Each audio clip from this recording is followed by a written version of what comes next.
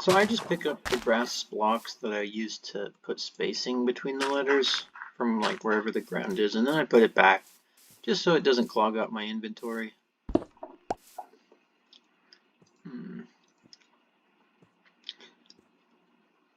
Okay, so the other thing I'm doing, alright, so cave is right here.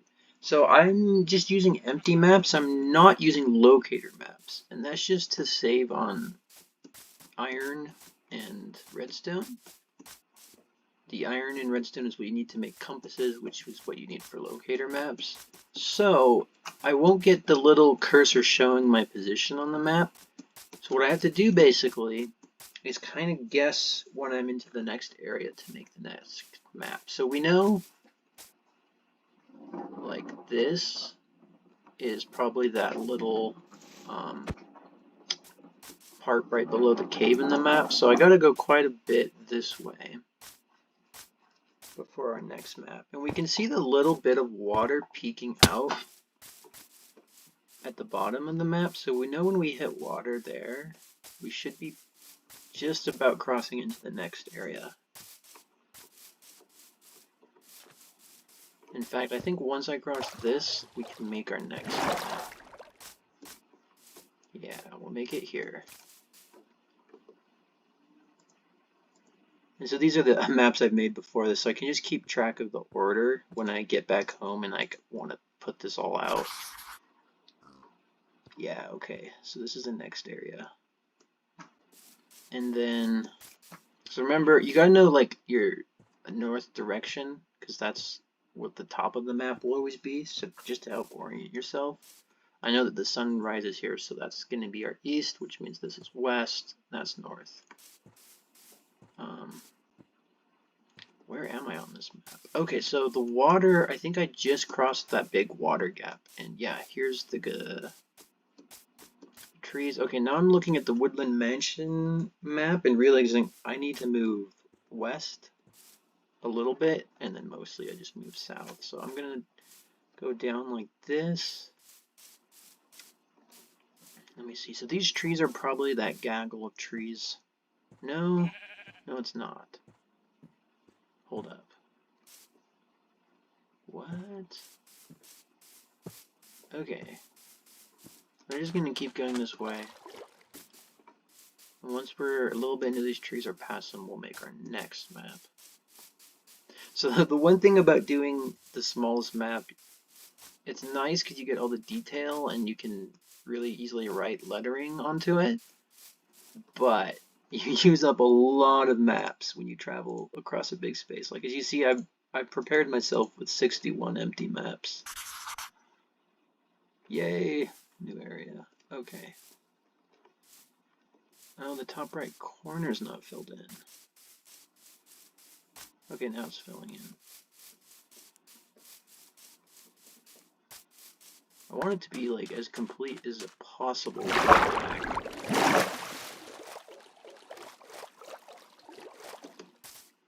So if you want a little less tediousness and like not such a huge vast map room when you get back.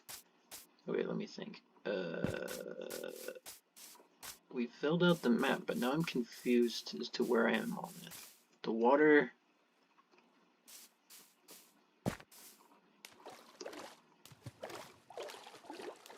Oh, wow.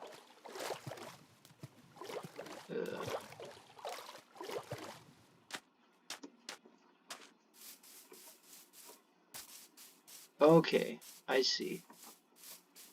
Alright, so this is the little...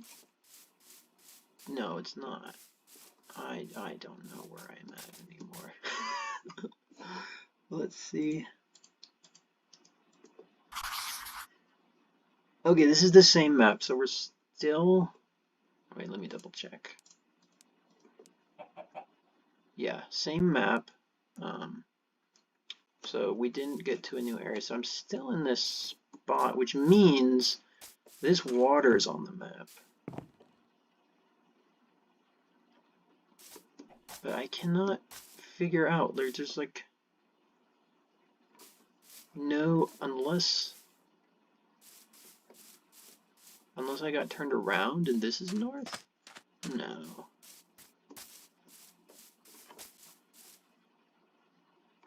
I'm so confused. I'm pretty sure that... Oh, I did get turned around. So that's the sun sets in the west, so that's west. So that's north. Okay, and now everything should make a lot more sense. I need to go that way a lot. We don't need to go east. I've been east. And this is where having a locator map would be nice, but when you're taking on a huge mapping project like this, it's just so expensive on the compasses. And on Minecraft, like our iron golem farms aren't exactly the best. So I don't have an iron golem farm. So I'm not exactly swimming in iron.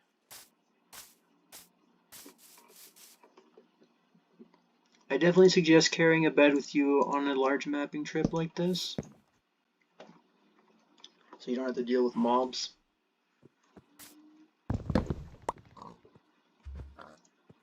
By the way, I don't need this, I don't need my extra map. We're just gonna let those despawn.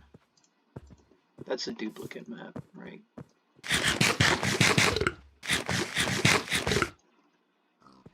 Okay, now this makes so much more sense. This is the lower dip right here. So if we just go this way, there should be a small water source. I think that's what this is, that little dot. Yeah, and then we're almost to the bottom. So I'm going south right now. I'm just going to go into these trees, and then we should be able to do a new map.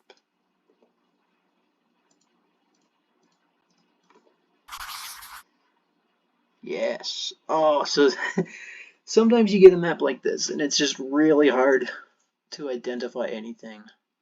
One trick you can do with this method is the smallest map is 128 by 128 blocks. So if you have your coordinates turned on, you can just watch your coordinates as you move 128 blocks, and you'll know you'll be into like a new land area. I've turned my coordinates off. I used to use them all the time, and I just found it kind of distracts from the game, from the immersion for me. Because like if you were really, traveling in the wilderness, unless you have like a GPS tracker on you, you wouldn't have coordinates showing your location all the time. So I try to make use without it. So like using compasses and just looking at the landscape, and then using maps. That's what I'm trying to do now, kind of a new thing.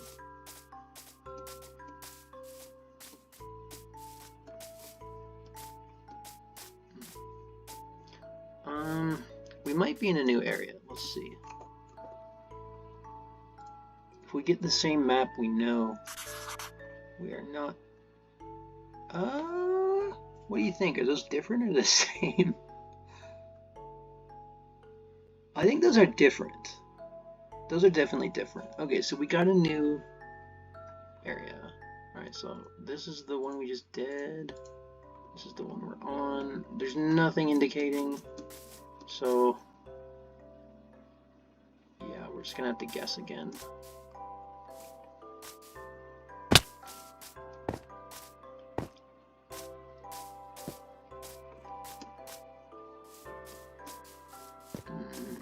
I don't see any pine. I don't know if pine would... Oh, no, pine is the slightly darker dots. So pine is showing up on the map.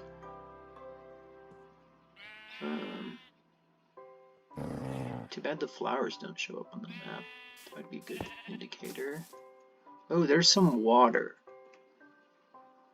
And the water's not on the map. So let's... Okay, this is probably a new map already.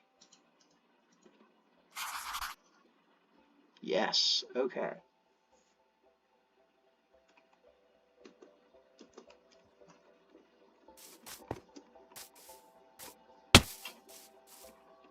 Ooh. Let's see if this is good enough to mark, to come back to. No, it looks like a pretty small cave. The other trick people have talked about to mark maps in Bedrock is like you can make a little green arrow by copying your map, and then oh no, I got my directions lost. Where's the sun? Okay, there's the sun. I have no idea which way's north. Oh boy. You could also bring a daisy with you to keep track of which way is north. If you had coordinates turned on, that would also help. But I don't want... I'm trying to not play with coordinates. I think this is north. Yeah, I think it's moving that way, which would be west. Okay. So this is this little fall area. Alright, there's just no getting around this without anything.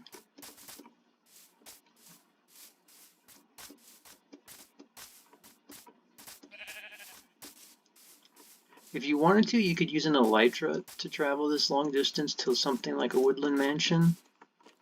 The only thing about that is you move really fast, so it's hard to keep up while you're mapping. Now, if you use bigger zoomed out maps, it's not such a big deal. Again, then just marking the map with lettering is a lot more difficult. And you lose detail. I think this will look a lot nicer when I'm done. Okay, we're probably in a new map area.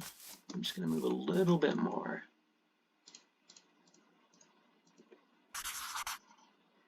Yes, okay.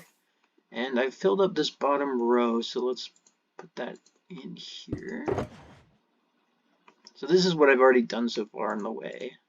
And I want to keep it in order again, so when I get back it'll be easy to put them together.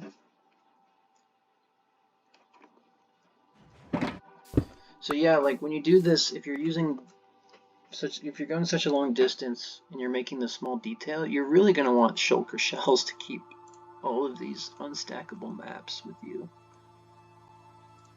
Something else you want regardless is a cartography table and paper, because with a cartography table and paper it only costs 1 paper per map, which is just so cheap.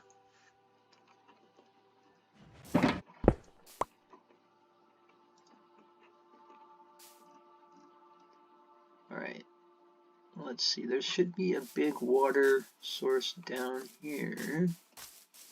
There it is. Or is that... I think this, because of the sand, is the little speck with sand on it. Yeah.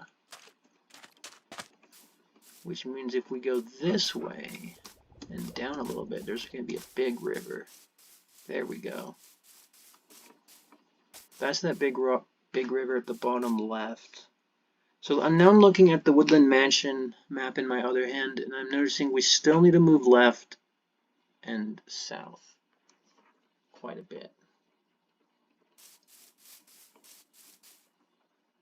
So I could move left or down to get into the next map area.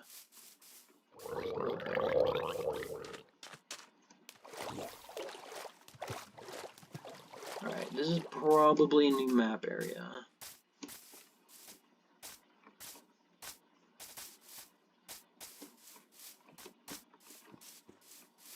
Let's try.